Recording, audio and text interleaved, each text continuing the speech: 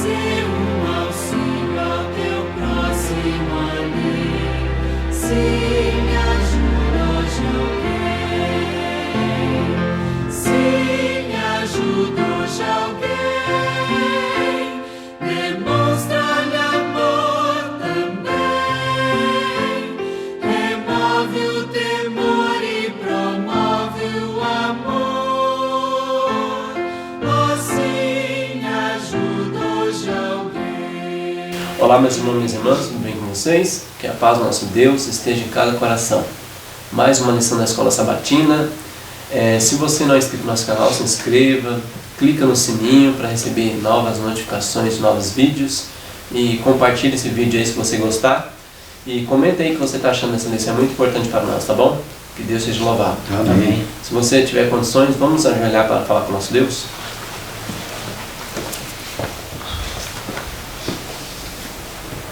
Senhor Deus, maravilhoso Pai, muito obrigado por mais uma oportunidade, estamos aqui na sua presença, Deus. Amém, Senhor. Estudando sua santa palavra, que o Senhor possa nos iluminar pelo teu santo e bom Espírito, e os irmãos também que estão nos assistindo possam sentir o toque do Espírito Santo para que possamos colocar em prática na nossa vida a tua palavra, Deus. Amém, Pai. Abençoa todo o teu povo na face da terra, em nome de Jesus. Amém. Deus. Amém. Amém, Senhor. Muito bem, meus irmãos, hoje a lição 11, Vivendo a Esperança do Advento. Queria mandar um abraço para o irmão Elson e a irmã Luzia, lá de Rolim de Moura, Rondônia, da Igreja de 27º Dia, Nova Estrela. Eles sempre estão nos assistindo, que Deus seja louvado, que Deus abençoe a vida de vocês. Amém. Que o Senhor Jesus possa estar na sua família, em nome de Jesus. Amém? Amém. Louvado seja Deus. Então, o texto para nós começarmos aqui, 1 Coríntios 15, verso 58. Meus amados irmãos, sede firmes, inabaláveis e sempre abundantes na obra do Senhor, sabendo que no Senhor o vosso trabalho não é vão. Amém. Essa introdução, vamos comentar, irmãos, essa introdução da lição 11. Você pode ver aqui, Alexandre, que já começa o título dizendo assim, Vivendo a Esperança do Advento. Né? O que é viver a esperança do Advento? Aqui não está falando de ter a esperança, viver a esperança do Advento. Viver a esperança do Advento. Ali é colocar em prática, né? Vocês podem ver, irmãos, é colocar em prática o ID de Jesus, né? Porque não basta somente eu falar eu creio, sabe? O próprio apóstolo, a palavra de Deus fala que o diabo também crê e estremece. É verdade. Crê e estremece, certo? Então, a diferença do crer e crer e praticar é muito grande. Porque a crença verdadeira me leva a praticar, me leva a ter fé e colocar em prática aquilo ali. Né? E eu quero ler um trecho aqui, irmãos, do Espírito e Profecia. Está nesse livro aqui, ó, Atos dos Apóstolos, tá bom? Aqui está na página 535. Tem algo bem interessante a respeito da esperança, né, da vinda de Jesus, né? E como o povo de Deus, né, os filhos de Deus se portam em meio a isso daqui, essa situação. 535. O título do capítulo aqui é Firmes até o fim. Olha só, hein? Firmes até o fim. Diz assim, ó, olhando através dos séculos para o fim do tempo, Pedro foi inspirado a esboçar as condições que prevaleceriam no mundo antes da segunda vinda de Jesus. Nos últimos dias, Pedro disse, né, virão escarnecedores, escreveu, andando segundo suas próprias concupiscências e dizendo, onde está a promessa da sua vinda? Desde que os pais dormiram, todas as coisas permanecem como desde o princípio da criação. Mas, quando disserem a paz e segurança, então lhes sobrevirá repentina destruição. Nem todos, porém, seriam enganados pelos ardis do inimigo. Com essa conversa, né? Ao aproximar-se o fim de todas as coisas terrestres, haveria fiéis capazes de discernir os sinais dos tempos. Conquanto um grande número de professos crentes negasse sua fé por suas obras, olha só, haveria um remanescente que perseveraria até o fim. E aí continua Pedro, né? Conservou viva em seu coração a esperança da volta de Cristo e assegurou à igreja a certeza do cumprimento da promessa do Salvador. Se eu for e vos preparar um lugar, virei outra vez e vos levarei para mim mesmo. Está em João 14:3. Aos provados e fiéis, a vinda de Cristo poderia parecer estar sendo demasiado dilatada, demorada, mas o apóstolo assegurou: o Senhor não tarda a sua promessa, ainda que alguns a tenham por tardia, mas é longânimo para convosco, não querendo que alguns se percam, senão que todos venham a arrepender-se. Mas o dia do Senhor virá como ladrão da noite, no qual os céus passarão com grande estrondo, e os elementos, ardendo se desfarão, e a terra e as obras que nela há se queimarão. Aqui você pode ver que Pedro, ele usado pelo Espírito de Deus, deixa avisado para o povo. E a mensageira do Senhor profetiza, Ellen White, ela menciona que apesar de muitos professos cristãos, a sua vida não está batendo de acordo, não está condizendo com a sua fé, ou seja, não está vivendo a esperança do advento, mas diz: eu sou de Jesus. Eu sou de Jesus. Anda comendo, me vem espancando de nós. Sim, inventando mentiras, fazendo uma coisa. Ou seja, e tem um hino do nosso Ministério Jovem, que canta, que é assim: eu sou de Jesus, já fiz a minha escolha, Sou de Jesus, já fiz a minha escolha. Eu sou da vitória e tal. Não, é uma música muito bonita, Só que muitos de nós, adventistas, infelizmente, é triste dizer, mas é uma verdade, muitos de nós só falam: eu sou de Jesus da boca para fora, Mas aquela fala, a coisa importante, Alexandre e Vilani, é que ela diz que mesmo em meio a esse povo aí que fala: eu sou de Jesus e não age como sendo de Jesus, tem um povo fiel, tem um povo remanescente. Amém. Tem um povo que não foi enganado pelo diabo, que está atento ao que está acontecendo. Deus sempre deixou um povo fiel, sempre na história da humanidade. Sim. Então, esse povo está atento, sabe? Esse povo está vendo o que está acontecendo no mundo, esse povo está vendo o que está acontecendo nas questões políticas do país, esse povo está vendo o que está acontecendo até na igreja, sabia? Até na igreja, vendo o pecado entrar, sabe? As pessoas sendo menos sensíveis à voz do Espírito Santo, elas sabe, mergulhando mais e mais no mal, no pecado e achando que é normal. E essas pessoas estão vendo isso, os fiéis estão vendo isso, não, isso não pode acontecer, Eles estão agindo, o coração deles estão ardendo que nem Ezequiel 8:9, sabe? Eles estão chorando pelos pecados que estão acontecendo no meio do povo, no meio de Israel, e está clamando a Deus ajuda e está tentando alertar os irmãos, São essas pessoas que estão vivendo a esperança do advento, são essas pessoas que estão preocupadas com a igreja e que estão preocupadas com o mundo aí fora para tentar ajudar essas pessoas. É verdade? No livro Atos dos Apóstolos, na página 321, está escrito assim: glorioso é o triunfo que espera o fiel. O apóstolo, reconhecendo as possibilidades que tinham perante si os crentes coríntios, procurou colocar diante deles o que eleva do egoísmo e do sensual e glorifica a vida com a esperança da imortalidade. Ardentemente exortou-os a serem fiéis à sua alta vocação em Cristo.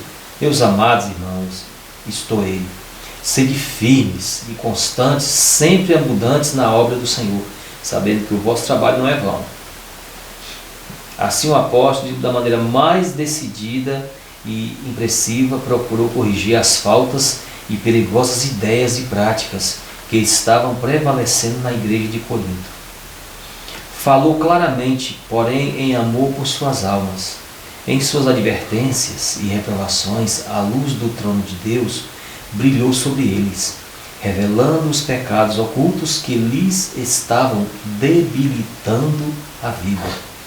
Como seriam essas advertências recebidas? Se você continuar lendo, Paulo ele falava com muita veemência, com muita firmeza, exortava os irmãos a permanecer firmes na fé, mas Paulo tinha uma apreensão assim: como é que vocês vão receber? Ele tinha aquele fardo de, preocupado que os irmãos fossem receber com muita dureza as palavras dele. Aqui, nesse texto aqui, está falando isso. Se você continuar lendo a página, ele aqui vai sentir que as pessoas, os servos de Deus, eles têm um fardo, sente aquele fardo por causa do pecado do povo da igreja. Ele fala com firmeza, mas ele sente aquele fardo sobre as costas. É porque é uma situação muito difícil. A responsabilidade pela igreja e também pelas instituições. Que vai Sim. falar aqui, a responsabilidade dos servos de Deus que são fiéis, eles sentem esse peso, esse fardo, para conservar a igreja no trilho certo, na doutrina, na maneira correta como tem que ser. Os servos de Deus. Então, aqui vai falar sobre os pecados acariciados, essas coisas. Então, eu vou ler aqui rapidamente aqui. Temia profundamente uma mais separação e algumas vezes ansiava trazer de volta suas palavras. Os que, como apóstolo, já sentiram a responsabilidade por amadas igrejas ou instituições, podem melhor apreciar-lhe a depressão de espírito e o sentimento de culpa. Os servos de Deus que levam o fardo de sua obra atualmente sabem alguma coisa da mesma experiência de trabalho, conflito e ansioso cuidado que recaía sobre o grande apóstolo. O preço pelas divisões da igreja, encontrando a ingratidão e traição da parte de alguns quem esperava simpatia e conforto, sentindo o perigo que ameaçava as igrejas, que abrigavam a iniquidade, compelido a dar em reprovação do pecado um testemunho íntimo e penetrante, estava ao mesmo tempo aguilhoado pelo temor de ter agido com demasiada severidade. Com angustiante ansiedade esperou receber alguma notícia de como fora recebida sua mensagem. Então, a questão das... Paulo ali tinha um testemunho, a questão das divisões da igreja. Vocês sabem, no conceito na época lá, essa questão das divisões, o que dividia a igreja lá era o pecado, a iniquidade, a mundanidade. Hoje, tem um contexto, para algumas ideias de alguns, quando se começa a levantar uma verdade que as pessoas aí desconhecem, aí diz que está causando divisão na igreja. Se a gente ver lá o histórico bíblico, lá no céu, o que foi que causou divisão? Pecado. Foi a verdade de Deus que já existia? Olha a mentira aqui. Ou foi a mentira que foi introduzida? A mentira, né? O pecado. No Éden, o que foi que causou divisão? Também. No tempo do dilúvio, o que foi que causou? Pecado. O pecado. Foi o pecado. Então, o que causa divisão na igreja não é a verdade revelada como realmente é em Cristo. Não é isso. A gente aqui, a gente já falou isso aqui várias vezes, que aqui, a gente não está aqui para tampar o sol com a peneira. Não é para tampar o sol com ele ficar dando aquele jeitinho brasileiro. Não. Tem uma classe de pessoas que elas querem viver, como assim? Eu estou na igreja, eu quero ver minha vida na igreja e ao mesmo tempo está tudo certo e vamos para o céu assim. Do jeito que eu quero, o meu estilo de vida. Independentemente se é verdade, se não é verdade, se não estou, é assim. É o jeito que eu gosto. Tem uma classe de pessoas que querem viver assim. Tudo bem, a pessoa tem liberdade de crer no que ela bem quiser, mas só que vai sofrer as consequências por isso, né? E Deus ele é bem honesto, sincero, justo, e Ele revela em sua palavra como nós devemos agir. E então o zelo dos servos de Deus pela a casa de Deus, a igreja, as instituições, pessoas sérias, elas sabem que o abrigo da iniquidade, do pecado, da mundanidade leva a igreja à derrota. Verdade. E o inimigo ele consegue fazer com que muitas pessoas passem para o seu lado. Sim. Devido à apreciação de iniquidade, o desvio da verdade, então essas coisas, né?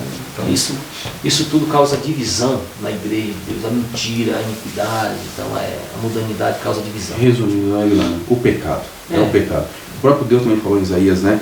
Que são os pecados que causam separação, né? São separados. Então, Deus a verdade nunca causa. Não, a verdade não. Vamos no domingo agora, irmãos. Até quando, Senhor?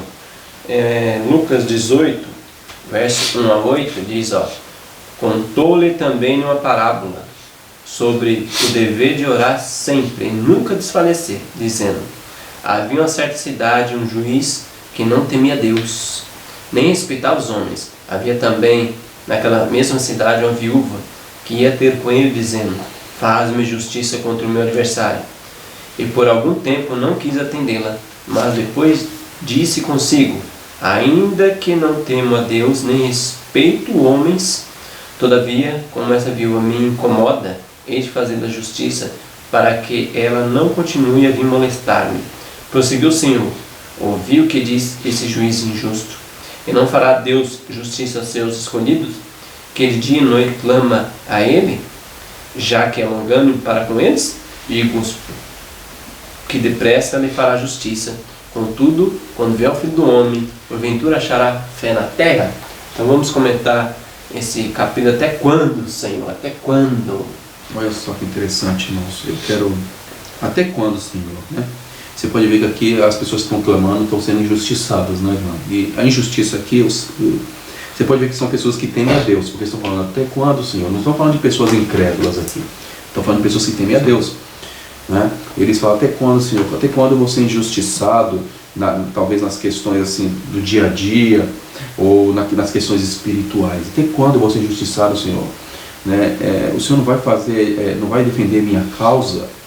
Olha só, eu quero ler aqui parábola de Jesus, irmãos.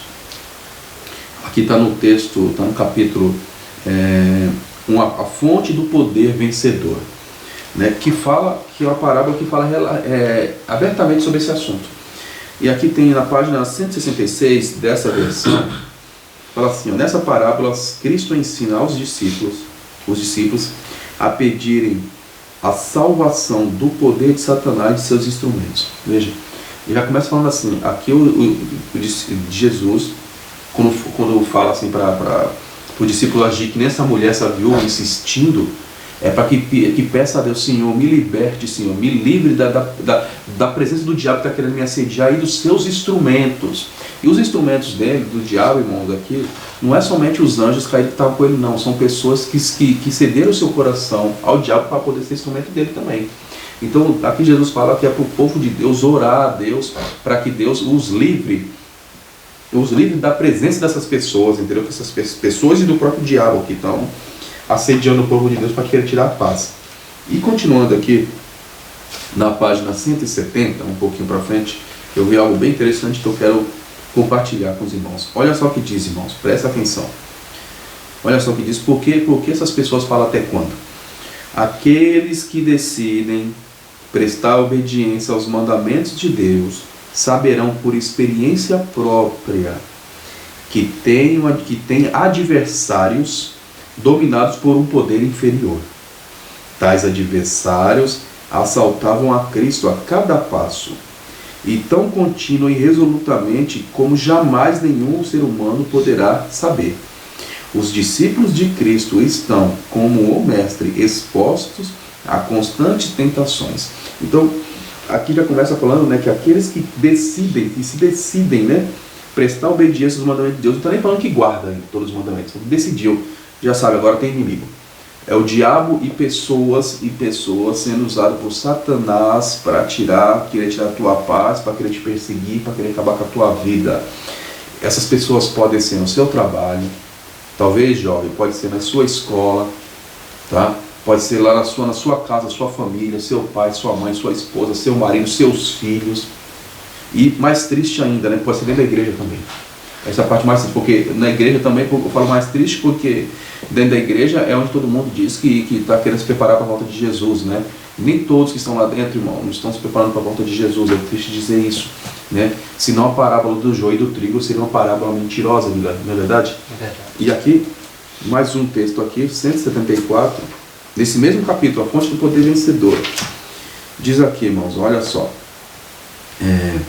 Invoque a Deus todos os que estão em tribulações, ou são maltratados. Desviai-vos daqueles cujo coração é como aço, e tornai conhecidas vossas petições ao vosso Criador. Ele jamais repele alguém que a ele recorre com coração contrito. Nenhuma oração sincera se perde. Em meio das antífonas do coro celestial, Deus ouve o clamor do mais débil ser humano. Derramamos o desejo do nosso coração em secreto, murmuramos uma oração enquanto seguimos nosso caminho, e nossas palavras atingem o trono do monarca do universo. podem não ser audíveis aos ouvidos humanos, porém não podem morrer no silêncio, nem perder-se no tumulto dos afazeres diários. Nada pode sufocar o desejo da alma. Alça-se sobre o alvoroto das ruas e a confusão da turba até as forças celestiais. É a Deus que falamos e nossa oração é atendida. Então, irmãos, tenha isso em mente, tenha fé, tenha essa certeza, né, que Deus ouve sim, Deus ouve a sua oração. E pode ter certeza que em breve, muito em breve, mais breve do que nós pensamos, viu, galera? Ele vai fazer justiça. Ele vai se levantar para trazer justiça ao seu povo, pode ter certeza. É verdade. Endossando mais essa questão, está falando aí dessa questão da oração, da viúva, do juiz, tal. E aqui na página 131, do Testemunhos para a Igreja, volume 2. Diz assim, pode ler a página toda, eu vou ler só um pedaço, um pouco aqui da leitura, fazer um pouco da leitura aqui da página. Uma vez feita a oração, caso a resposta não venha imediatamente, não se cansem de esperar, nem fiquem instáveis, não vacilem, apeguem-se à promessa. Fiel é o que vos chama, o qual também o fará. 1 Tessalonicenses 5, versículo 24. Qual a viúva perseverante? Insistam em seu caso, ficando firme em seu desígnio. É o objeto de grande importância e consequência para vocês? Certamente o é. Então não vacilem, pois talvez sua fé seja provada. Se o que desejam é de valor, merece um vigoroso e diligente esforço. Vocês têm a promessa. Vigiai e orai. Mateus 26, versículo 41. Sejam firmes e a oração será atendida, pois não foi Deus que o prometeu? Se lhes custa alguma coisa a alcançá-la, hão de desprezá-la, hão de prezá-la mais uma vez obtida. Mais uma vez obtida, é-lhes dito positivamente que se duvidarem, não precisam pensar em receber qualquer coisa do Senhor. A advertência é essa. Uma advertência é aí dada para não se cansar, mas firmemente descansar na promessa. Se pedem, ele lhes dá liberalmente e o não lança em rosto. Tiago 1, versículo 5. Tem a continuação da leitura, por gentileza você continue lendo na página 131. Leia toda a página, o capítulo. Se me interessar, leia o capítulo também todo. Então, você orou, aí a resposta não vem de imediato. Às vezes sim. Sim, verdade. E às vezes não.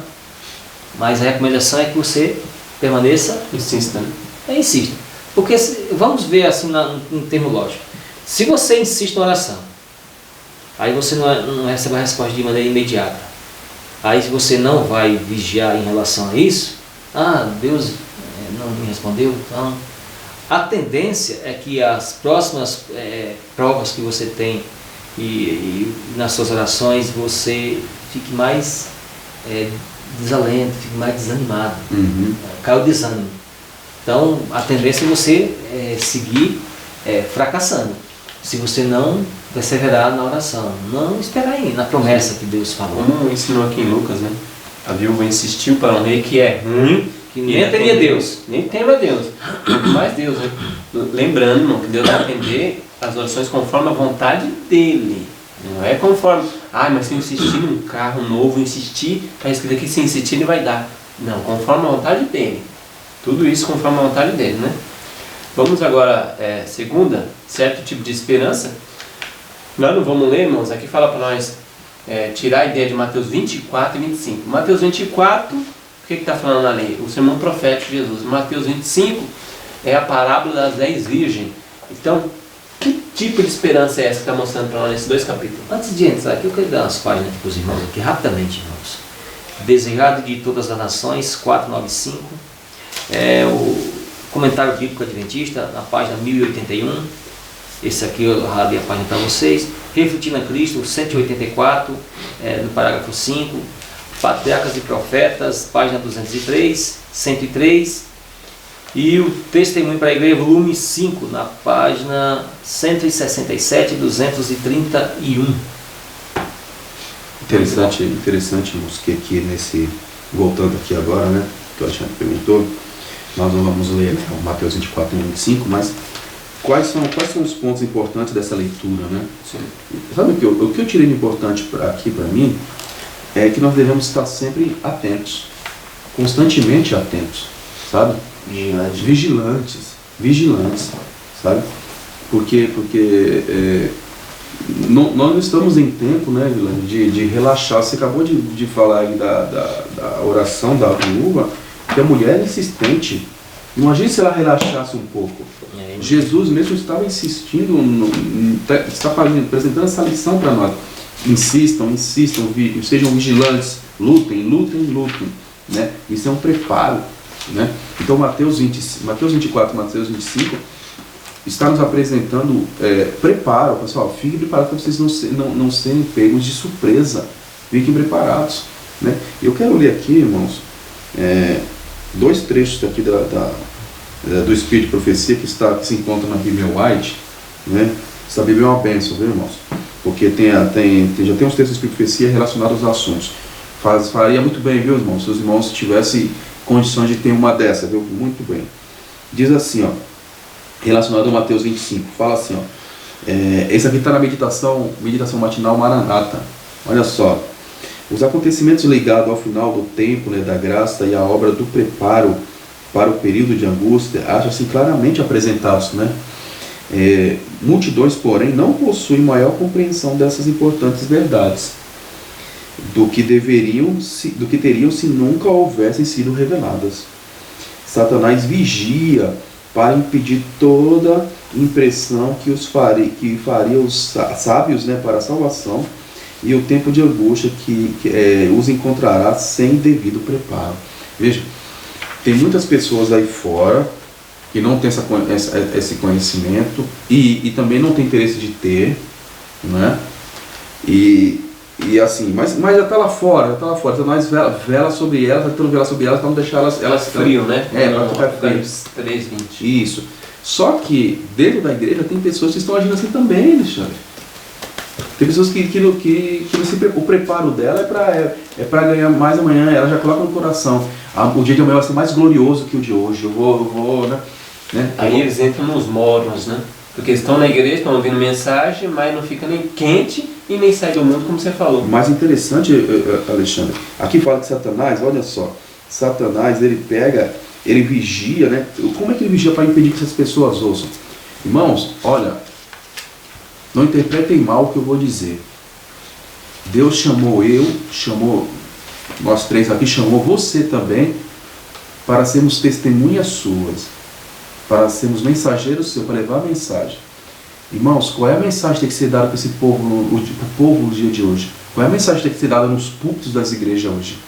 Será que a mensagem, Alexandre, Jesus é lindo, ele é maravilhoso, ele parece artista de Hollywood, né, que a gente vê naquelas fotos, né? Brincadeira, como esses evangelistas fazem, né? Piada, para o povo, todo mundo rir. Será que esse tipo de mensagem? Ou então, peraí, irmãos, acertou a pergunta, toma um chocolate, toma um bombom, joga lá no meio da igreja. Será que é esse tipo de mensagem? Ou então nós estamos todos bem, irmãos, vamos fazer festa para as crianças, vamos fazer festa, vamos nos juntar. Dia de não sei o que, dia não sei do que.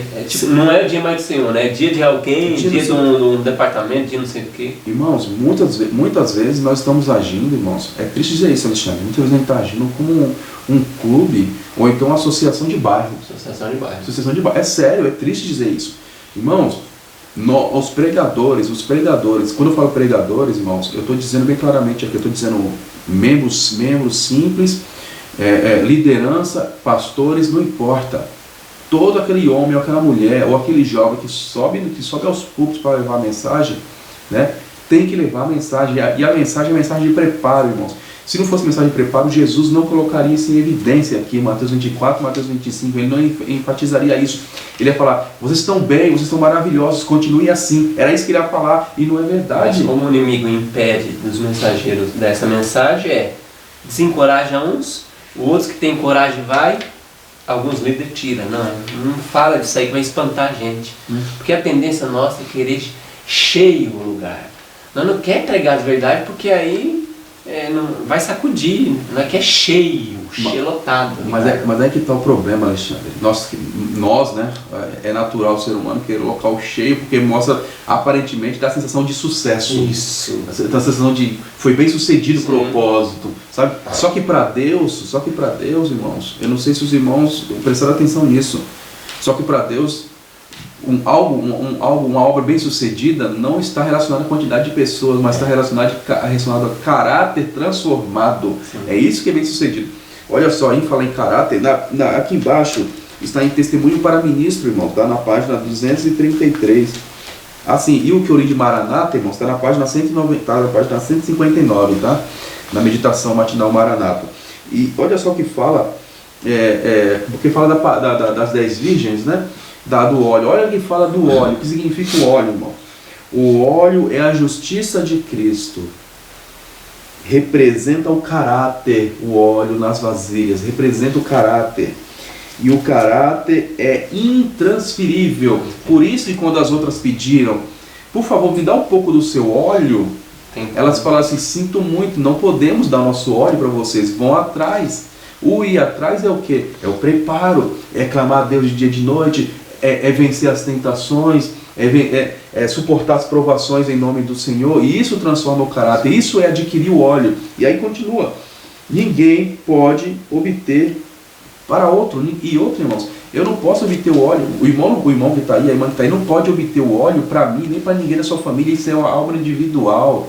Então, nem que quisesse, não consegue. Não consegue cada um individualmente, né? É claro que é pela graça de Cristo, é o poder de Cristo que transforma a minha vida. Sim, é o Espírito Santo. É o Espírito Santo que faz esse trabalho. Então, aí, agora me fala, não é para a gente estar atento, não é para a gente estar vigilante, não é para a gente estar clamando a Deus, sim. Mas o que se vê? Se vê como Isaías falou, né? E Deus chama vocês, nos chama naquele dia para chorar, para clamar a Deus, para pedir perdão pelos seus pecados e clamar, Senhor, salva o teu povo. E o que o povo está fazendo? Muitos do povo está fazendo, o povo todo não, deixa bem claro, né? Seria injustiça da minha parte. Muitos do povo, professa o povo de Deus está fazendo. Eles estão agindo conforme Isaías. Comamos e bebamos, porque amanhã morreremos. Vamos fazer festa, porque a festa, Deus está aqui, olha que todo mundo está feliz, todo mundo está maravilhoso. Né? Não tem nada disso. E mal sabe eles que quando o calar diz paz, eis o que vem o quê? Repetindo a destruição. Então nós temos que ficar atentos, irmão. Qual é o tipo de esperança? Qual tipo de esperança você tem? Qual tipo de esperança que nós, né, cristãos adventistas, estamos mostrando com a nossa vida? Gente, isso aqui é algo para nós refletirmos, isso não é brincadeira. Tem muita Mateus 24, Mateus 25, tem muita coisa a dizer. Os irmãos, para ganhar tempo, para nós sermos aqui rápidos, no grande conflito tem um índice. Se você tem um grande conflito em casa, se você tiver, você olha lá no índice, aqui no índice mesmo você segue o comentário da irmã White aí, ela está comentando esse texto de Mateus 24 e 25. Tem uma sequência de textos aqui que você, por gentileza, olha no seu grande conflito no índice. Aqui tem muitas passagens aqui, eu não vou chegar aqui a dar essas passagens para vocês. Você olha no seu índice lá, que tem muitas passagens, são muitas. Tem 10 ou mais aqui que está falando só de Mateus 24 aqui, muitas páginas do grande conflito comentado aqui, e Mateus 25 também. Uma sequência de muita paginação para você ler em sua casa. Mas eu quero aqui falar alguma coisa de maneira rápida, Mateus 24. No versículo 4. E respondendo Jesus lhes disse, vede, que ninguém vos engane. Que ninguém vos engane. Então, eles olham lá para aquele templo, olha Jesus, um templo bonito, maravilhoso, coisa maravilhosa, muito bom isso aqui, muito maravilhoso, bonito, é a maravilha da terra, tá? É muito bonito mesmo. Mas isso aí não vai ficar pedra sobre pedra que não seja derrubada. Então Deus lá mandou os anjos lá e derrubou aquele templo lá. Então, você leia o capítulo predito o destino do mundo, a destruição de Jerusalém. Mateus 24 vai narrar toda essa questão. E aqui nos versículos, eu vou indagar alguns versículos de maneira rápida aqui. Ele fala, eles estão elogiando lá o templo. Então Jesus falou aqui, ó, isso aí vai ser derrubado. No versículo 4, Mateus 24, ó, nenhuma maneira ninguém vos engana, vocês ficam atentos. Ouvireis de guerras e rumor de guerras. Nós temos as duas guerras mundiais, as duas grandes guerras mundiais. Então vos entregarão para seres afligidos e vos matarão e sereis odiados por todas as nações por causa do meu nome. Versículo 9. Versículo 13, versículo 12. E por se multiplicar a iniquidade, o amor de muitos esfriará. Versículo 11 anteriormente. E surgirão muitos falsos profetas e enganarão a muitos. Hoje tem muitos falsos profetas, muitos, milhões e milhões de falsos profetas rodeados aí pelo mundo aí. No versículo 13, mas aquele que perseverar até o fim, esse será salvo. Versículo 14 é o sinal iminente da volta de Jesus, pregação do Evangelho em todo o planeta. E este Evangelho do Reino será pregado no mundo inteiro para testemunha a todas as nações, então virá o fim. Testemunhas, os servos de Deus vão testemunhar o Evangelho em prática, não só de palavras, mas sim de ações. Portanto, quando vides a abominação da desolação dita pelo profeta Daniel, estando no lugar santo, que ele entenda. Então, os que estiverem na Judéia, aí você vai ler o capítulo do grande conflito, você vai saber de toda aquela parte profética e histórica, o que ocorreu lá. Aquele sacerdote orando, na mente deles, Deus estava com eles, mas Deus não estava mais com eles. E eles abandonaram, eles rejeitaram a Deus, então não tinha mais o que fazer. Versículo 24, novamente também. Porque surgirão falsos cristos e falsos profetas, e operarão grandes sinais e maravilhas para enganar, se possível, os próprios escolhidos. Os milagres, os falsos, os milagres, a falsidade que anda pelo mundo afora aí, enganando a milhões e milhões e bilhões de pessoas enganadas com a artimanha do Satanás, do diabo. No versículo 21, fala sobre perseguição abreviada. Aqui você pode ver essas questões também. E no versículo 24, como eu já enfatizei, sobre os falsos cristos e os falsos profetas. E aqui diz que uma das características, se você olhar bem, é a questão da... Como é que você conhece um falso cristão e um falso profeta? As características. Nós costumamos a fazer aquela regrinha da Bíblia, como provar um verdadeiro profeta. Tá? Uhum. O falso profeta, por excelência, ele não estimula as pessoas a obedecer 100% à lei de Deus como realmente é em Cristo. Quando fala em obedecer à lei de Deus como é em Cristo, é aquela junção. A fé, ela é manifestada de maneira prática em obediência a todos os mandamentos da lei de Deus. É assim que acontece. Satanás nunca vai estimular um cristão a fazer isso. Nunca vai fazer isso. Lógico que tem outras provas em volta, essas questões da pessoa quando está em visão, tal, nessa questão do dom profético. Mas na questão do cristianismo prático, tem essa questão da lei, a lei e o testemunho. E os servos de Deus verdadeiros, eles estimulam tanto a pessoa a obedecer os mandamentos de Deus pela fé, como também valoriza o testemunho de Jesus. E não fica manipulando, se desviando, não fica tentando desviar os irmãos que estudem e pratiquem tanto a palavra de Deus, a Bíblia, como também o espírito de profecia. Também a prática do espírito de profecia. E assim, Mateus 24, ela também tem uma advertência muito grande também. Se você ver no versículo, deixa eu ver aqui, versículo 39, versículo 37 em diante. 37, deixa eu ver se é aqui, 37. É isso mesmo. E como nos dias de Noé, assim será também a vinda do Filho do Homem. Porquanto assim como nos dias anteriores ao dilúvio, ficavam comendo, bebendo, casando e dando-se em casamento, até o dia em que Noé entrou na arca.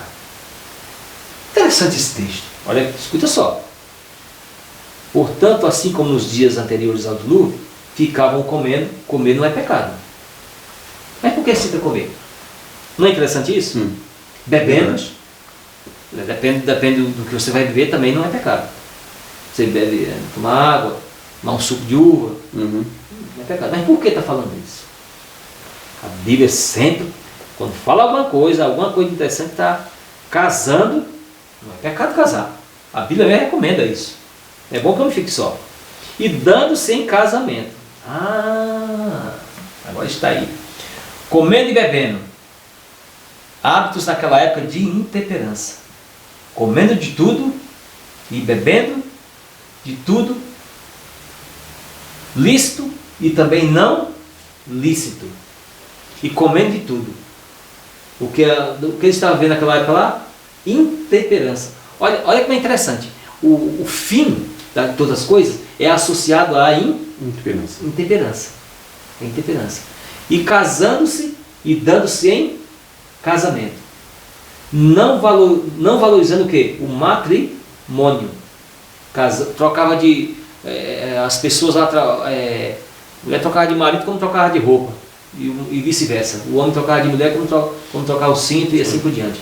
Então, a questão da imoralidade na época, o valor moral, não tinham o valor moral. Eles não valorizavam a família, desprezavam tudo e a todos. Tudo que é moral desprezavam.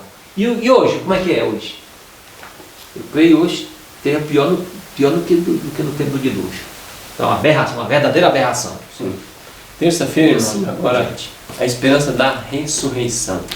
1 Coríntios, capítulo 15, verso 12 a 19. Ora, se prega que Cristo foi ressuscitado entre os mortos, como diz alguns entre vós, que não há ressurreição de mortos, mas sendo a ressurreição de mortos, também Cristo não foi ressuscitado. E se Cristo não foi ressuscitado, logo é vã a nossa pregação, e também é vã a vossa fé. E assim somos também considerados como falsa testemunha de Deus, que Ele ressuscitou a Cristo, ao qual, porém, não ressuscitou, sendo a verdade, os mortos não são ressuscitados. Jesus não ressuscitou, então os mortos não são ressuscitados. Verso 16, porque se os mortos não são ressuscitados, também Cristo não foi ressuscitado. 17, se Cristo não foi ressuscitado, é vã a vossa fé, ainda está nos vossos pecados. Logo também, os que dormiram em Cristo estão perdidos. Se é só para essa vida que esperamos em Cristo, somos de todos os homens os mais dignos de lástimas. Então vamos comentar essa terça-feira, irmãos, a esperança da ressurreição. Na página 320 do Atos dos Apóstolos, você pode ler toda a página, o capítulo, se você se interessar, leia o capítulo todo também. Aqui vai apresentar todo o texto. Com o poder convincente, o apóstolo expôs a grande verdade da ressurreição. Aí ele vai citar o texto que eu não vou ler, que ele acabou de ler. Eu vou só continuar na frente ainda essa questão. O apóstolo transportou o pensamento dos irmãos coríntios para os triunfos da manhã da ressurreição, quando todos os santos que dormem serão ressuscitados para viver para sempre com o seu Senhor. Eis aqui vos digo um mistério, declarou o apóstolo. Na verdade, nem todos dormiremos, mas todos seremos transformados num momento, no abrir e fechar de olhos, ante a última trombeta, porque a trombeta soará e vai falar um texto, né? Você vai ver o texto aí de Coríntios que ele vai falar. Então, o que ele faz aqui? Vocês ponham convicção na cabeça de vocês. E tinha um grupo naquela época que não cria na ressurreição, então ele estava combatendo isso também, né? Se Cristo não ressuscitou, então o que é que vocês estão fazendo aqui? Não tinha lógica nenhuma mais. O que vocês estão fazendo? E eram testemunhos mentirosos, né? Porque eles diziam que Cristo ressuscitou. Não adianta, então tudo que vocês estão falando aqui é vão.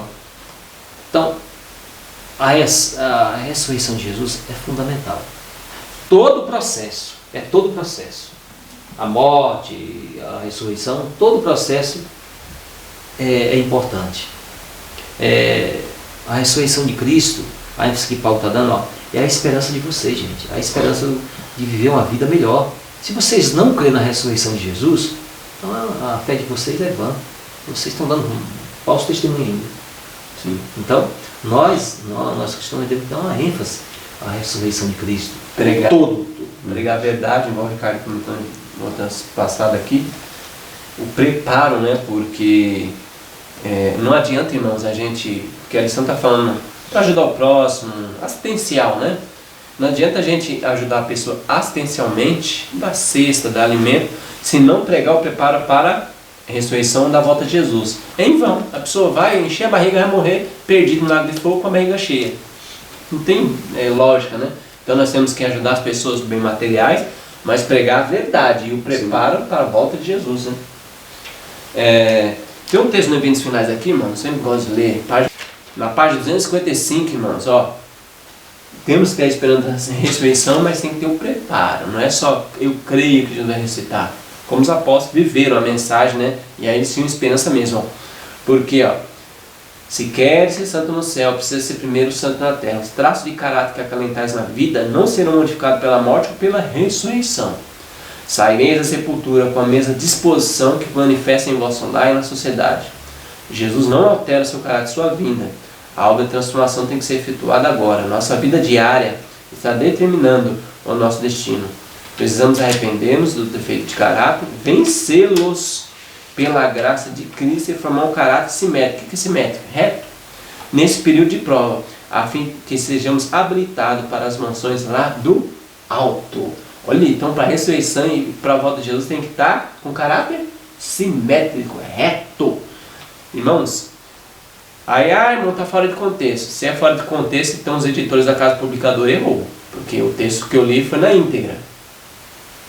Então, eles estão errando aí. Os homens que estão preparados, claro que não, irmãos. Nós sabemos que o caráter tem que ser reto, simétrico, antes da volta de Jesus. E se eu morrer com um pecado só, eu vou ressuscitar na segunda ressurreição. Não tem como. Porque Deus não altera a minha vida na morte. Não adianta fazer missa de 7º dia, missa de 30 dias, orar pelo Alexandre, não muda. Ali eu morri, desse mesmo jeito eu vou ressuscitar. Não tem como. É porque as pessoas misturam muito essa questão da... quando fala... Tem muita controvérsia no negócio de perfeição. Não estou falando de perfeição física. Lógico que perfeição física total é só quando Cristo voltar mesmo. Aí. Mas a questão do caráter... Caráter, a gente sabe, se forma por pensamentos e sentimentos. E o Espírito você que fala isso. Exatamente. O Espírito é claramente. O caráter se forma por pensamentos e sentimentos.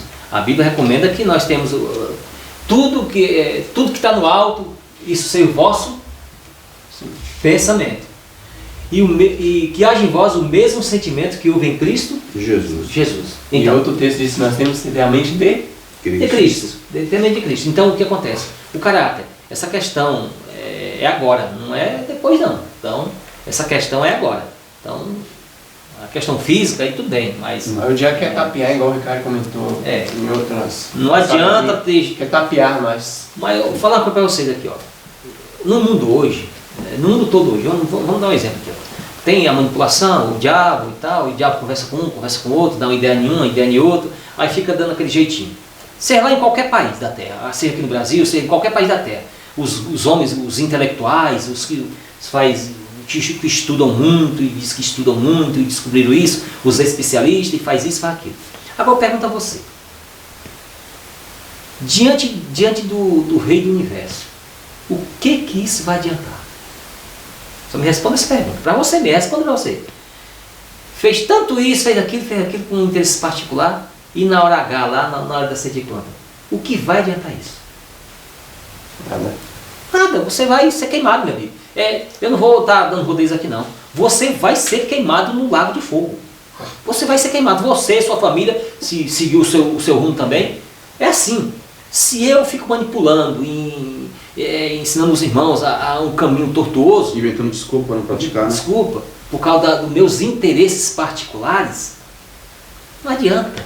Mais cedo ou mais tarde nós vamos se encontrar com aquela sentença lá que não tem para onde correr não. Não tem para onde você correr, nem adianta cavar buraco, nem adianta se esconder do mar, não adianta virar pó, não adianta virar nada. Você vai se encontrar com o Todo-Poderoso e vai ter que aceitar a sentença, não tem jeito não. Interessante, irmãos, o que vocês estavam falando aí. Eu quero ler também, só complementar o que vocês falaram, está em Atos dos Apóstolos também, página 531, fala assim, ó, ninguém precisa deixar de alcançar em sua esfera a perfeição do caráter cristão. Está vendo? Que ninguém precisa deixar. Então, quando fala que ninguém precisa deixar, quer dizer que não é impossível. Ainda continua. Pelo sacrifício de Cristo foi tomada providência para que o crente receba todas as coisas que dizem respeito à vida e à piedade. Então, a obra de Cristo foi a obra completa. Então, Deus nos colocou em terreno vantajoso. Ainda continua. Deus nos convida a alcançarmos a norma de perfeição e põe diante de nós o exemplo do caráter de Cristo. O Salvador mostrou, por meio de sua humanidade consumada, por meio de uma vida constante, de constante resistência ao mal, que, com a cooperação da divindade, pode os seres humanos alcançar nesta vida a perfeição de caráter. Esta é a certeza que Deus nos dá, de que também nós podemos alcançar a vitória completa. Completa. Então, assim, aqui está dizendo que Deus preparou o caminho para que nós pudéssemos andar nele, para que naquele dia, Vilani, como você mencionou, não houvesse desculpa. Não houvesse desculpa, porque não vai adiantar nada. O Vilani acabou de falar, não vai adiantar nada. Então não tem desculpa, irmãos. Toda a obra para que nós saíssemos vitoriosos, todas as coisas para que nós saíssemos vitoriosos, Deus já fez, Vilani. Deus já fez. Eu só não vou me tornar vitorioso se eu não quiser ser um homem vitorioso.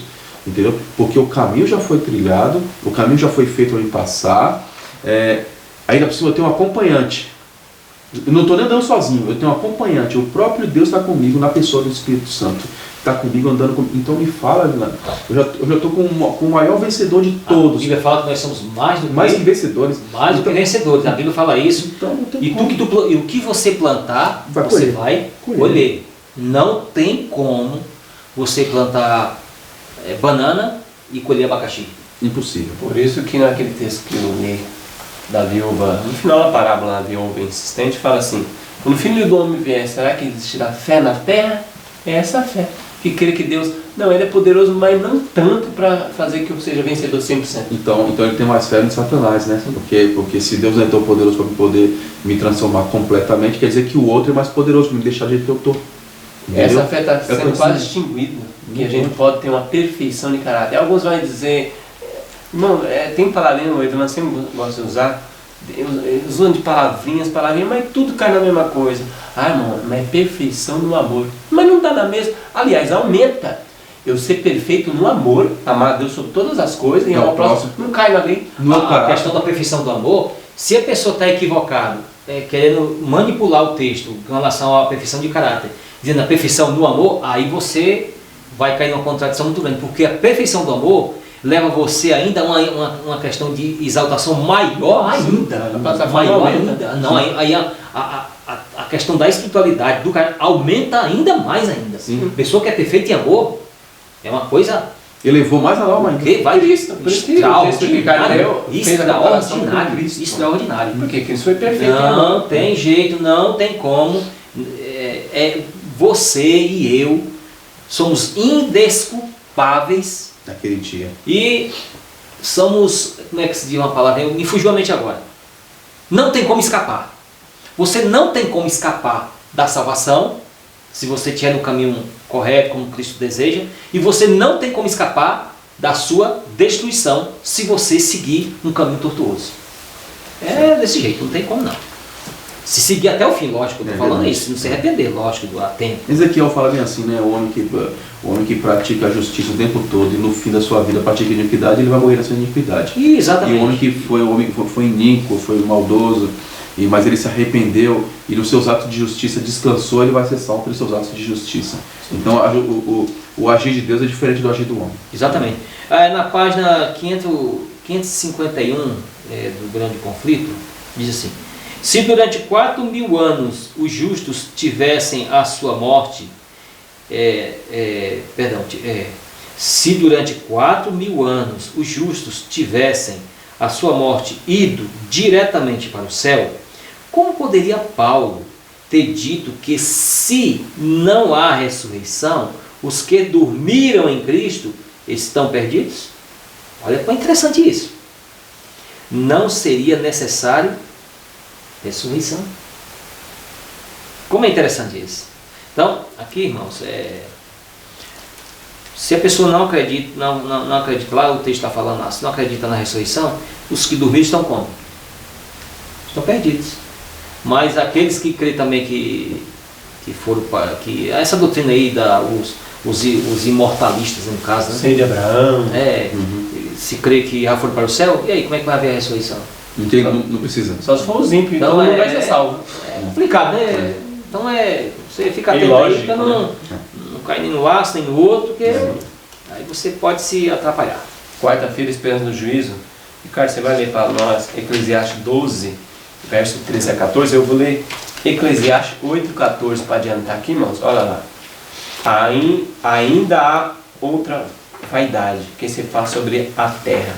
Há justo a quem sucede segundo as obras dos ímpios, e há ímpios a quem sucede segundo as obras do justo. E eu disse que também isso é vaidade. Capítulo 12, irmãos, de Eclesiastes, verso 13 e o verso 14, diz assim: escutemos a conclusão de todo o assunto. Teme a Deus e guarda os seus mandamentos, pois isso é o dever do homem. Continua. Porque Deus há de trazer a juízo toda a obra, que é com toda coisa, como toda coisa encoberta, ela quer seja boa, quer seja má. Então, aqui você pode ver, Alexandre, que deixando bem claro que já começa falando na parte que você leu, né, que uma coisa que eu acho estranho, né, ele está falando coisa vaidade do mundo, ou seja, um homem mau, recebendo o que deveria receber o homem justo, e o homem justo recebendo o que deveria receber o homem mau. Mas depois, mais independente disso, dessa injustiça, essas coisas que estão acontecendo, né? Essas coisas que estão acontecendo, ou seja, o justo ser tratado como um homem mau e o homem mau ser tratado como um homem bom, né? Toda essa distorção, ele fala assim: independente disso, guarda os mandamentos do Senhor, pois esse é o dever. Veja, vai vir um juiz a toda vai obra. Vai ter um juiz a toda obra. E fala assim: toda coisa que foi encoberta vai ser mostrada. Exatamente. Vai ser mostrada. Quer seja boa, quer seja má. Então, independente, irmãos, independente se eu estou sendo injustiçado, ou se eu acho que eu estou sendo injustiçado, ou outra coisa aí, independente disso, guardemos os mandamentos de Deus. Porque independente do que os homens vão fazer, a injustiça dos homens, essas coisas dos homens aqui, as questões, as contendas humanas, Deus tem a sua parte, a parte de Deus é outra história. É outra história, Deus vai trazer tudo à tona, vai acabar a bagunça, Tanto pequeno como grande, rico, pobre, vai estar no mesmo nível. Mesma Deus coisa. não vai julgar assim: não, você foi ungido, Ricardo, então você tem um bônus. Você tem título, não, todo mundo vai estar no mesmo assim. Coisa. Guardou os mandamentos, não guardou. Passa para lá, para a esquerda. Acabou. Guardou os mandamentos, pelo meu poder, guardei. Entra no gol do seu Senhor. Não tem como correr, irmão. Não tem como mesmo, irmão. Exatamente. Olha só, irmãos. O grande conflito. Aqui, isso aqui foi capa restaurada, tá, irmãos? Mas ele é na versão antiga. Eu quero ler aqui no capítulo O Juízo de Investigação. Olha só, Vila. Aqui na página 481. Olha só o que diz. Há também um relatório dos pecados dos homens, né? As obras que vão ser apresentadas, né? Vai ser trazido à tona. Porque Deus há de trazer a juízo toda a obra, até tudo que está encoberto, quer seja bom, quer seja mal, de toda a palavra ociosa que os homens disseram, onde dá conta no dia do juízo. Diz o Salvador: por tuas palavras serás justificado, e por tuas palavras serás condenado. Então tem que tomar cuidado com as palavras, né, irmão? Sabe, pessoas que falam demais, sabe? Assim, eu não estou falando o termo falar demais que eu estou dizendo, irmãos, é falar qualquer coisa, sabe? Tudo que vem na cabeça ficar falando, sabe? Ah, mas eu acho assim, eu sou assim mesmo. A axiologia? Eu sou assim mesmo, sou sincero, né? Eu tenho que falar o que eu penso, sabe? Cuidado, irmão, cuidado, porque às vezes o que nós estamos pensando está sendo inspirado por outro, não pelo próprio Deus. Que a gente fala o que está na nossa mente, o Sim. coração, a palavra de Deus fala. Então, se a gente só fala coisa mundana, só fala de vestuário, só fala de alimentação, a gente só fala um sábado, já combina com o outro no culto. Ah, aquela pizzada hoje, como sábado passado, vai ter hoje, hein? Então, só tá o pensamento dessas coisas, é isso que está no coração. Ou então tem outros também, tem gente que vai além. Futebol, essas coisas. Não sei se os irmãos já viram algumas pessoas fazendo isso. Tem gente que vai além e chega assim, ô jovem, vem aqui, ó, vem pra cá, que tá cheio de menininha pra você. Rapaz, essas pessoas já estão sendo anotadas, e vou continuar a leitura aqui. É o que está na mente, né? É o que está na mente, está no coração, ainda continua. Ó, os propósitos, os intuitos secretos aparecem no infalível registro, pois Deus trará à luz todas as coisas ocultas das trevas e manifestará os desígnios dos corações. Eis que está escrito diante de mim, diz Deus, olha só, as vossas iniquidades e juntamente as iniquidades dos vossos pais, diz o Senhor, está em Isaías 65. A obra de cada homem passa em revista perante Deus e é registrada pela sua fidelidade ou infidelidade.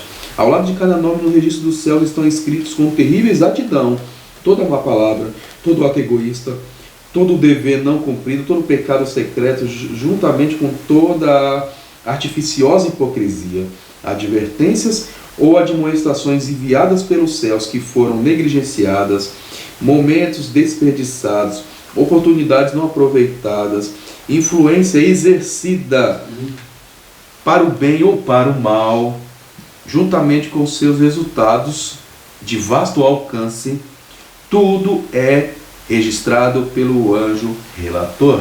Vira a sua história. Então, irmãos, eu vou até encerrar aqui, não vou nem ler mais, os irmãos, vou usar até a mesma linha de raciocínio do irmão Evilânio.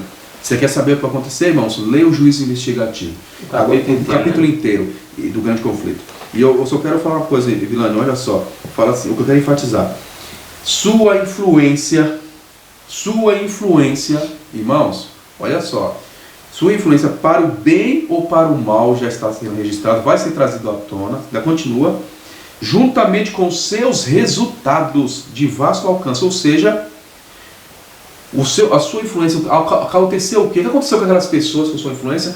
Ah, foi mal, você vai pagar por isso, por todas aquelas coisas que eles fizeram, você fez eles fazer, fizeram eles pecar, vai cair nas suas costas. Misericórdia, misericórdia. Irmãos, isso é muito perigoso, irmãos. Olha, imagina só, Evilânio, que o Senhor tenha misericórdia, isso nunca aconteça. Imagina só, Evilânio, chega assim, a gente vai lá, eu vou lá e incentivo os outros a pecar. Ou você incentiva a pessoa a pecar, e vai incentivando a pessoa a pecar, não, tá certo, não, é isso mesmo, não tem nada a ver, é do meu jeito, e vai lá. Aí no dia de Deus vem a cobrança. Eu vou falar, não, quem pecou foi ele. Não, ele pecou mesmo, mas você que incentivou, porque eles gostavam de você e pensaram que você estava certo. A sua influência foi tão grande que eles acharam que você estava certo. E o Espírito Profecia fala que Satanás vai ser os que mais vai sofrer as consequências, porque ele é um dos maiores influenciadores. E depois, então, quanto maior o meu cargo, Ricardo, nessa influência, mais eu vou ser penalizado. Mais você cobrado. Ezequiel 9 fala, quem primeiro recebe apaga. Ezequiel 9. Os líderes. Primeiro. Nós temos que tomar cuidado. Então, irmão, é gostoso ser líder,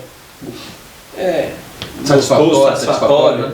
E às vezes Deus te chamou, mas Deus vai te cobrar mais do que os pequenininhos. Sim, porque você... Então, igual o Evilânio fala, irmão, se você, eu não sei guiar os líderes, então entrega os seus credenciais, pede renúncia do seu cargo. Já leu esse texto aqui já, né, irmão? Pede renúncia do seu cargo. Se você não acha muito sacrificoso, entregue suas credenciais. O texto aqui em Atos Apóstolos, na página 504 e 505, diz assim: os ministros do Evangelho às vezes causam grande dano, permitindo que sua tolerância pelo que erra degenere em tolerância pelos pecados, e mesmo parte a desculpar e passar por alto o que Deus condena. E depois de certo tempo, tornam-se tão cegos que chegam a louvar aqueles a quem Deus manda reprovar. Aqueles que têm suas percepções espirituais embotadas pela pecaminosa tolerância para com aqueles a quem Deus condena, em breve estarão cometendo o maior pecado pela severidade e rudeza no trato para com aqueles aos quais Deus aprova. Você escutou bem? Aqui precisa de um especialista para entender isso aqui, irmãos. Até um ignorante de pai e mãe entende isso aqui, irmãos. Está simples. Porque se orgulharem de humana sabedoria, por menosprezares a influência do Espírito Santo e por desprazer as verdades da palavra de Deus, muitos que professam ser cristãos e que se imaginam competentes para ensinar outros, serão levados a voltar as costas aos requisitos de Deus.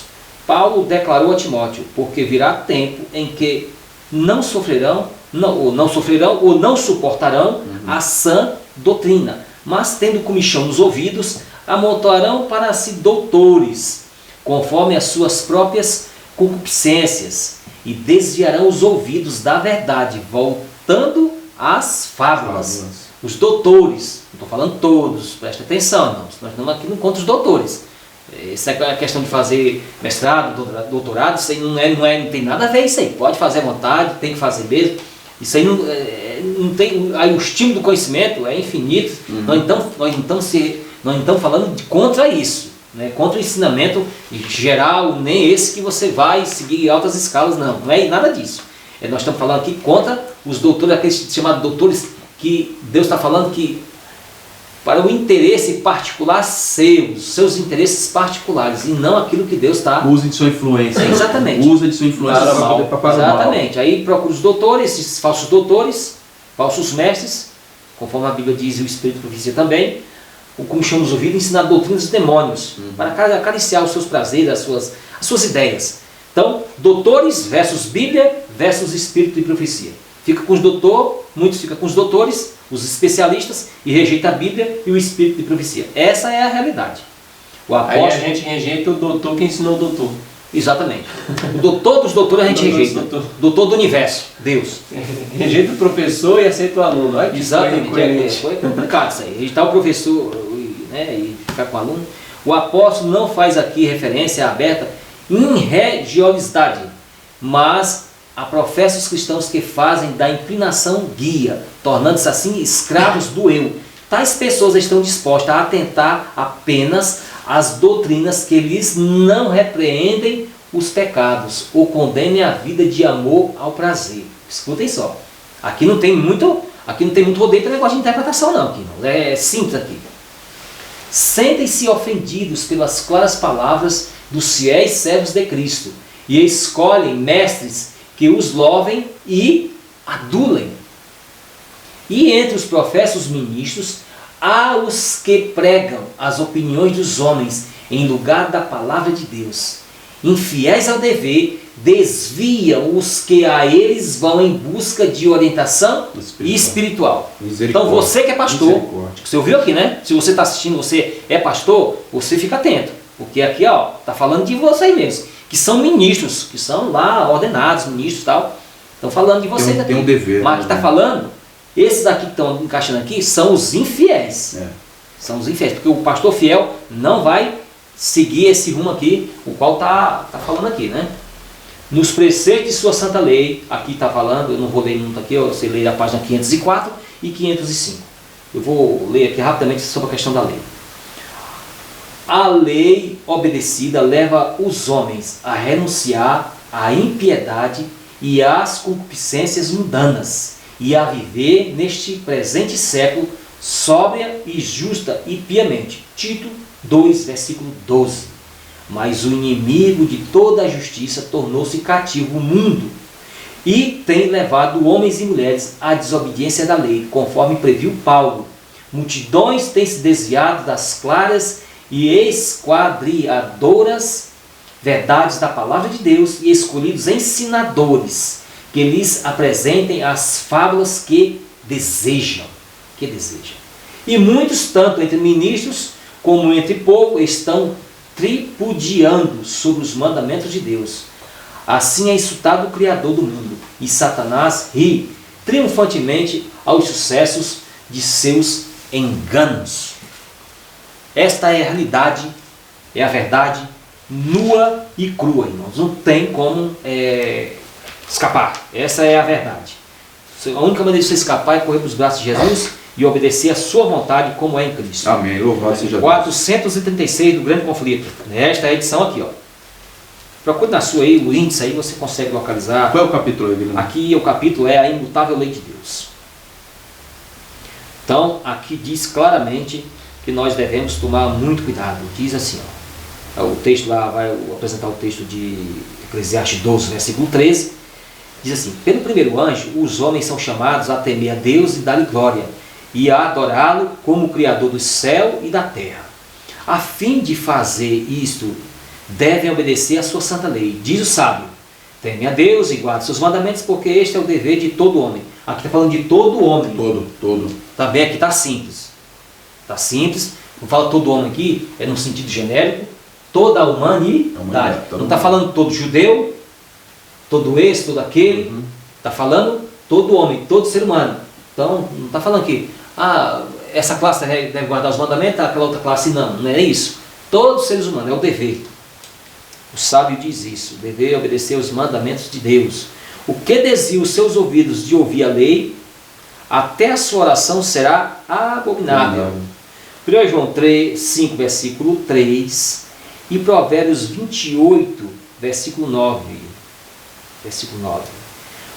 Aqui diz claramente: sem a obediência a seus mandamentos, nenhum culto pode ser agradável a Deus. E lá vai dizer o texto de João: este é o amor de Deus, que guardemos os seus mandamentos. Esse é o amor de Deus, que guardemos os seus mandamentos. E o mandamento de Deus também, o próprio João fala que não são penosos, pesados, né? Essa questão. Jesus falou que o fato dele é suave. Né? Suave. Quinta-feira, não mais lágrimas nem dor. Ricardo vai ler Apocalipse 22, de 1 a 5. E eu vou ler Apocalipse 21, de 1 a 5. E vi um novo céu e uma nova terra, porque já se foram o primeiro céu e a primeira terra, e o mar já não existe. E vi a santa cidade, Nova Jerusalém, que descia do céu, da parte de Deus, adereçada como uma noiva ataviada para o seu noivo. Eu vi uma grande voz vindo do trono que dizia: eis que o tabernáculo de Deus está com os homens, pois com ele habitará, e eles serão seu povo, e Deus mesmo estará com ele. E ele enxugará dos seus olhos toda lágrima, não haverá mais morte, nem haverá mais pranto, nem lamento, nem dor, porque já as primeiras coisas são passadas. E os que estavam sentados sobre o trono disse: eis que faço nova todas as coisas. E acrescentou: escreve, pois essas palavras são fiéis e verdadeiras. O capítulo 22, do verso 1 ao 5, diz assim: e mostrou-me o rio da água da vida, claro como cristal, que procedia do trono de Deus e do Cordeiro. No meio da sua praça, e de ambos os lados do rio, estava a árvore da vida, que produz 12 frutos, dando seu fruto de mês em mês. E as folhas da árvore são para a cura das nações. Ali não haverá jamais maldição. Nela estará o trono de Deus e do Cordeiro, e os seus servos o servirão. E verão a sua face, e nas suas frontes estará o seu nome. E ali não haverá mais noite. Não necessitarão de luz da lâmpada, nem de luz do sol, porque o Senhor Deus os alumiará, e reinarão pelos séculos dos séculos.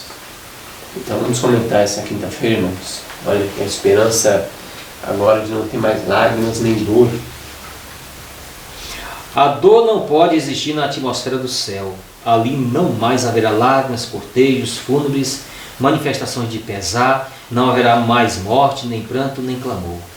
Porque as primeiras coisas já são passadas. Apocalipse 21, versículo 4.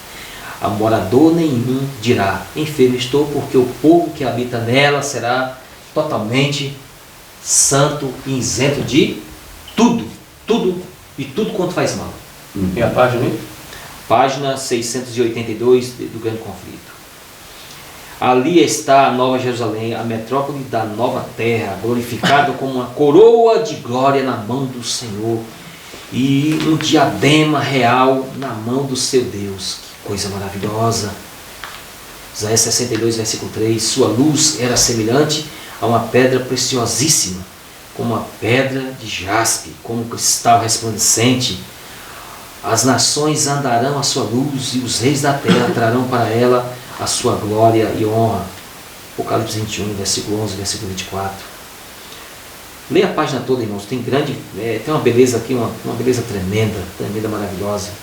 Na cidade de Deus não haverá noite, ninguém necessitará ou desejará repouso. Não haverá cansaço em fazer a vontade de Deus e oferecer louvor ao seu nome. Sempre sentiremos a frescura da manhã e sempre estaremos longe de seu termo. Não necessitarão de lâmpada nem de luz do sol, porque o Senhor Deus os alumia. Apocalipse 22, versículo 5. A luz do sol será sobrepujada por um brilho que não é ofuscante e, contudo, suplanta incomensuravelmente o fulgor de nosso sol ao meio-dia. A glória de Deus e do Cordeiro inunda a santa cidade com a luz imperecível. Os remidos andam na glória de um dia perpétuo, independentemente do sol. Amém. Amém. Uma coisa extraordinária, linda e maravilhosa. Interessante aqui, Guilherme, sabe, assim, né, ainda mesmo na linha de raciocínio, questão de esperança, né, de aquela sensação, nossa, eu não vejo a hora disso chegar. Aqui na pergunta da lição fala assim, né, por que é difícil imaginar a vida sem pecado, morte, dor e lágrimas? Ele está falando isso, por que é difícil imaginar? Eu falo por mim, irmãos, para mim não é difícil imaginar não, uma vida sem pecado, dor e lágrimas não. Para mim, irmãos, uma vida sem pecado, dor e lágrima é esperança, motivo de esperança, sabe? Eu não quero lembrar de vida de pecado, dor e lágrima, porque ninguém gosta de trazer à lembrança coisas ruins, só quer ter coisas boas. As coisas ruins, infelizmente, ficam marcadas, né? Fica como aprendizado, não é verdade, amigo? Fica como aprendizado, mas você não gosta de ter lembrança, não gosta de ficar se demorando, aquilo ali, nossa, né? Não. Então, para mim não é difícil, irmãos, você bem claro, não é difícil imaginar uma vida assim, onde não está o pecado, onde não está a dor, onde não tem morte. Para mim é uma alegria imaginar isso, e para mim, irmãos, é a esperança de todo um cristão. Porque se nós estamos aqui, se nós estamos lutando, se nós estamos clamando a Deus, se nós estamos passando dificuldades, se nós estamos lutando contra o diabo para poder honrar a Deus, guardando seus mandamentos, é porque nós cremos que existe essa pátria melhor, onde a injustiça não existirá mais, onde a maldade não existirá mais, onde a morte não existirá mais, onde a dor não existirá mais, onde existirá somente algo novo, né? Algo diferente, né? Para a honra e glória do nosso Deus e para o nosso deleite, né? Para a nossa felicidade. E não é felicidade momentânea, Vilani, e é eterna. Então, esse é o meu pensamento, irmãos. Esse é o meu pensamento. É fácil para mim. É fácil imaginar uma vida onde o pecado não reina mais, porque você está vendo, eu não quero isso para mim. Você já fala, não quero isso para mim, sabe? É fácil imaginar uma vida onde você não vai ver mais morte, tipo assim, você olha, ainda bem que meus queridos não morrem, né? Eu vou estar sempre com eles, né? É fácil ter uma vida onde você não vai ver injustiça. Então eu prefiro guardar isso no meu coração, né? E manter essa esperança viva, né? Quantas pessoas daqui não estão carregando trauma até hoje? Uhum. Crianças que foram abusadas na sua idade tenra, hoje estão adultas, velhas, e carregando o mesmo trauma. Uma coisa maligna, terrível, o mal que causa a sociedade, que causa esse mundo. Estupros, mortes, mãe perdendo filhos. Quantas mamãezinhas não estão sofrendo aí por causa dos seus filhos, perderam seus filhos para as drogas, para isso, para aquilo outro, para o crime. Quantos pais, quantas menininhas não estão com trauma, mocinhas, e assim por diante. Gente, é o maior privilégio que nós vamos ter, é que o mal seja exterminado do universo. Toda é o maior injustiça. privilégio que todo ser humano vai ter. Não mais dor, não mais trauma, não mais infelicidade, não mais tristeza, não mais pesar. Só alegria. Você já pensou viver eternamente feliz? Aqui nós temos momentos felizes. Tem momentos, você sabe por experiência própria aí, teve momentos em sua vida que você passou aqui mesmo nesse mundo, momentos que quase você pensou que não estaria aqui. Pensou até antes, eu estou no céu aqui, né? Quase. Quase. Momentos aí felizes que você passou, mas nós temos momentos.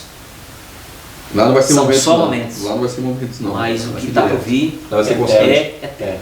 Amém. Vamos agarrar isso aí, irmãos. Amém. Louvado seja, eternidade. louvado seja Então, Deus. eu vou terminar aqui, irmãos, se os irmãos quiserem comentar, o texto do grande conflito, na sexta-feira, 678, ó.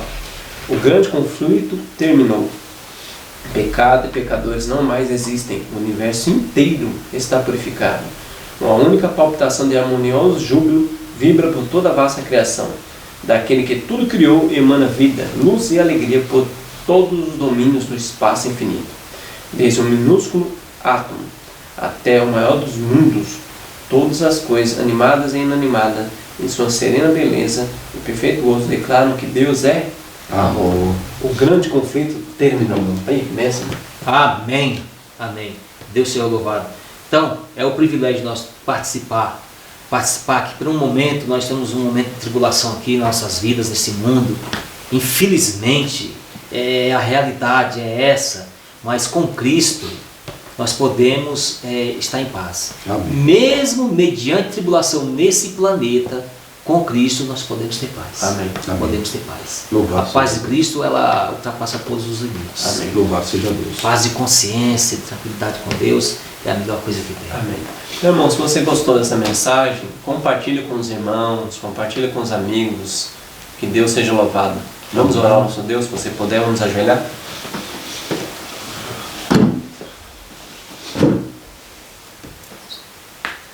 Nosso Deus e bondoso Pai Celestial, eu te peço, Pai, que o Senhor nos ajude, Pai, a contemplar unicamente em nossa vida a Tua bondade, o Teu sacrifício, o Teu amor, a Tua intercessão. Nos ajude a contemplar Cristo todos os dias em nossa vida, Senhor. Amém, Senhor. O Seu caráter, a Sua bondade, o Seu amor para com cada um de nós. Eu te peço que o Senhor ajude a cada irmão, a cada pessoa, a cada amigo em especial, que virá assistir esse comentário da Escola Sabatina. Que eles sejam assim beneficiados com a Tua palavra, Pai, tanto da Bíblia como do Espírito de profecia. Amém, Pai. Nós aqui somos meros instrumentos Teus. Verdade. Nós te agradecemos por esse privilégio que o Senhor nos dá de falar da Tua palavra. E eu te peço que o Senhor nos dê coragem, ânimo, poder para continuar até o fim de nossas vidas. Amém, Senhor. Nos ajude, Pai, a ser coerentes com a Tua palavra, Senhor. Não só falar só falar em palavras, mas sim em ações. Amém, meu. Te peço o Teu poder sobre cada um de nós, Teu perdão sobre todas as más ações que nós temos feito, e nos ajude, Pai, a abandonar qualquer coisa que venha te magoar, Por Senhor. favor, Senhor, nos E fortaleça. nos ajude também a ser sinceros uns com os outros, Amém, Pai. ser honestos contigo e também com os nossos irmãos. Amém, meu Pai.